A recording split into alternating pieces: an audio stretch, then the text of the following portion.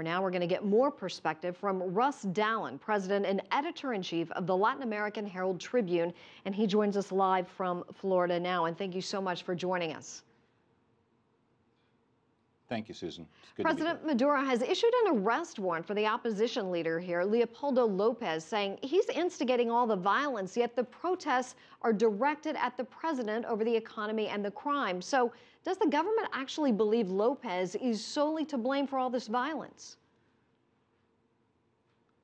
No, but as they have in the past, they need a scapegoat. And as a matter of fact, Lopez has just announced in the last hour, by putting a video on Twitter, which has become the new way to communicate in Venezuela when all the other forms of communication have been controlled by the government, that he will turn himself in to the Attorney General on Tuesday, calling for a large march from his students and the other parts of the population to march to the Attorney General's office on Tuesday, where they can arrest him if they so dare. All righty. Well, now, in many ways, Russ, Maduro inherited these problems, as we know, from Chavez. So why now does the country seem to be so polarized by all the economic problems and the violence? Well, you hit the nail on the head, Susan. It's become a country that's unlivable for much of the population. The currency, as in the black market, has fallen to a fourth of what it was worth in a year. The inflation is officially at 56%, but it's actually much higher than that. That's the government's official figures. So you have a devaluing currency, incredible inflation. You have an economy spinning out of control, and they don't have the money to right the situation because they don't produce and sell enough oil. I see.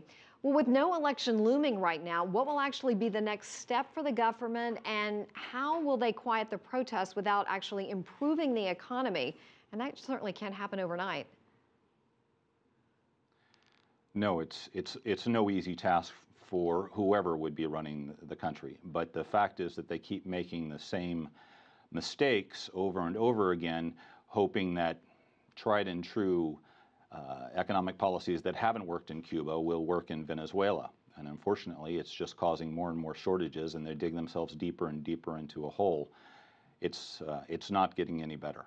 That's for sure. Well, can they actually ignore the students, Russ? I mean, aren't they the most significant and powerful group really in numbers, and also because they are the future of the country?